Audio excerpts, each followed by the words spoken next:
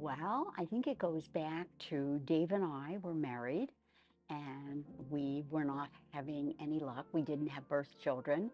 And Dave is a pediatrician and I as a school teacher, we wanted a family and we wanted children. So we began adopting. And in the process, um, I think it was the New York Times, we were beginning to see stories about children who needed homes. And they were stories about African American kids being placed in white homes or other types of children, that there would be some type of need. So we adopted two boys in 66 and 67, and then we wanted to adopt another child.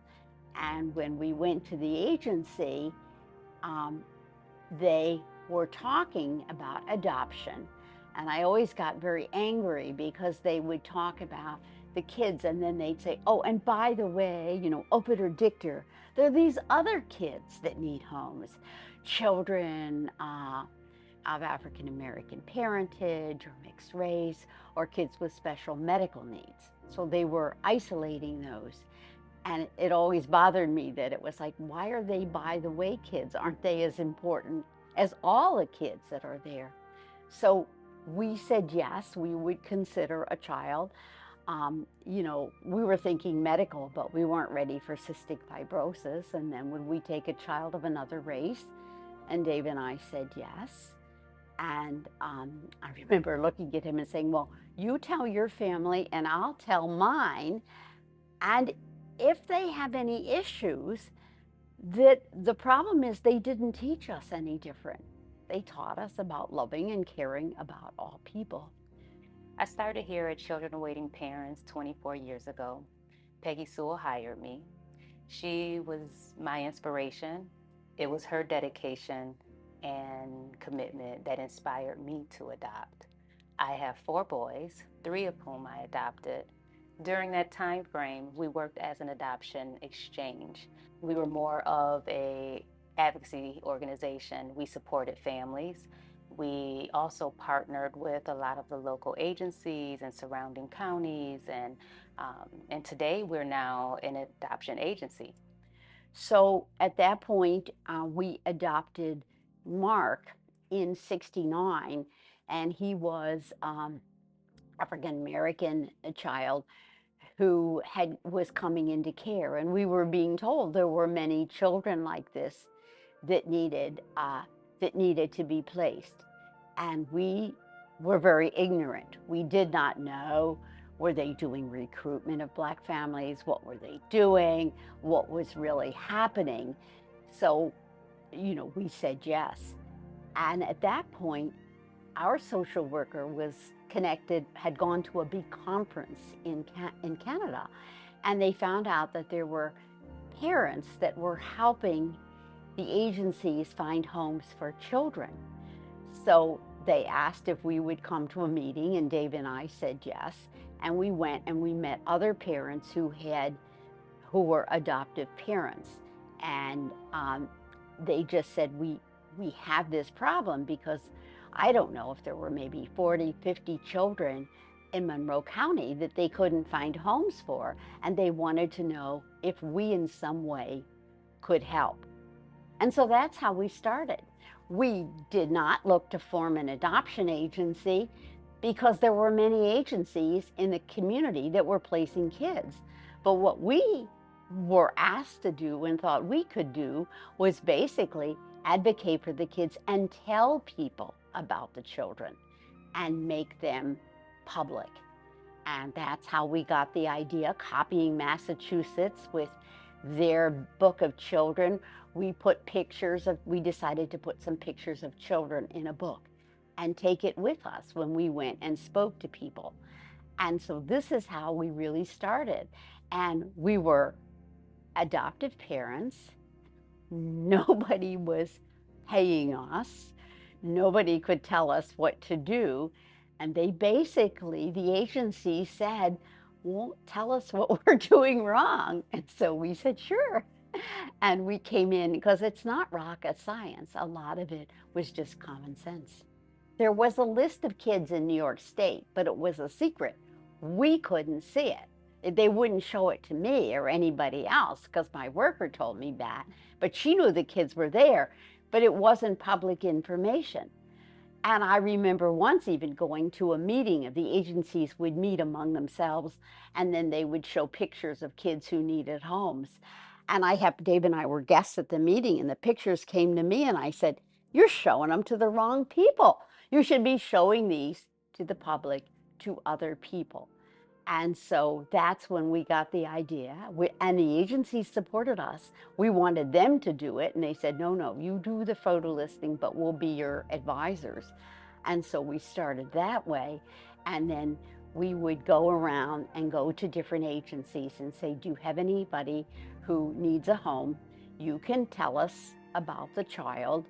And we're not doing the placement, we're just trying to get you many excellent families that you could choose from to adopt.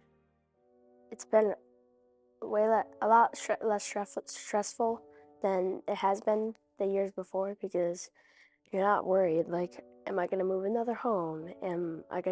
Is this going to happen? Is that going to happen? Am I even going to see these people again? After you get adopted, the whole court experience and stuff, you know, like, you're not really going anywhere. From there, you have a lot more freedom too, because you can stick with something for a longer period of time, instead of like doing, like, let's say I did football in one of my foster homes. I'd probably only be able to do that for a little bit of time before I moved again. But now, like, if I do football or baseball or any sports or anything, to be honest, I can do that for a period of time, not wondering, am I going to move again? When am I going to move again? I, I didn't really have any trouble adjusting after I got adopted to the Henry family, because I was with them for like maybe a year. I met them like a year ago, and then a little, like half a year before that, probably like 6 to 8 months, I moved in with them, and I thought it was just going to be another foster home until that day that they said that, oh, you're being adopted. And the coolest thing is too is it was on Halloween, so it's coming up. The anniversary's coming up, and the thing we rode a limo to get there. So, and at first I was gonna keep my old last name, which was Van Ness. I was gonna be Shane Michael Van Ness Henry, but I still have my middle name, so that's still from just a way to like still sometimes remember my old biological mom. I don't remember the last time I thought of her, because, well, I'm too busy with other things really most of the time. But yeah, I decided that, like, the last second basically, I wanted to get rid of the Van Ness and just keep Henry. So the feeling that I had when I did get adopted is just joy, basically, like really happy knowing that I wouldn't have to move anymore, that like the only time I'd be moving is with that family, to a different house with that family, not to a whole different family, not to a different town, not to a different area, with that family. When I think of meeting for the first time with some of the parents, and what we were trying to do to see that it would grow, and this organization that we were part of would grow and would change with the times, and would become more involved. I mean, really exciting about the Donald J. Corbett Adoption Agency, because he was a family court judge that opened the court and taught us an awful lot about the system. And to see that happen, and then to see that we can now do some foster care, and that all of the ideas, it's very exciting. You don't, you see things come and go. I never knew how long we'd be in existence. I mean, at night I couldn't sleep if I couldn't meet the payroll. Let me tell you, it really really changed, and you never knew how it would end. I mean, in the beginning we thought, oh, wouldn't it be great, we'll just go out of business because all the kids will get placed. But there's still more to be done, and it seems to be in good hands, and people are going forward, and hopefully we all learn more as we place the kids, and we do it better. What Peggy started was life-changing for so many families, including myself. Now, thousands of children have a forever family because of Children Awaiting Parents. So here we are as a full service organization. Our agency now has 4 programs. We have a thriving adoption program, a thriving foster care program, the Wendy's Wonderful Kids program, and the SAFE program, which will help those kids who never are adopted or return home. We are still small and mighty, but we are a growing catalyst in this work. We've got to capitalize on the programs we have right now. So we want to continue growing, but growing programs, growing families, growing homes for children, finding those forever families. The future of Children Awaiting Parents is to continue to connect and build families so that every child has an opportunity to have a forever family or to return home to their family and has permanency. We are going in a direction that we are going to build our programs to support families and children that need each other.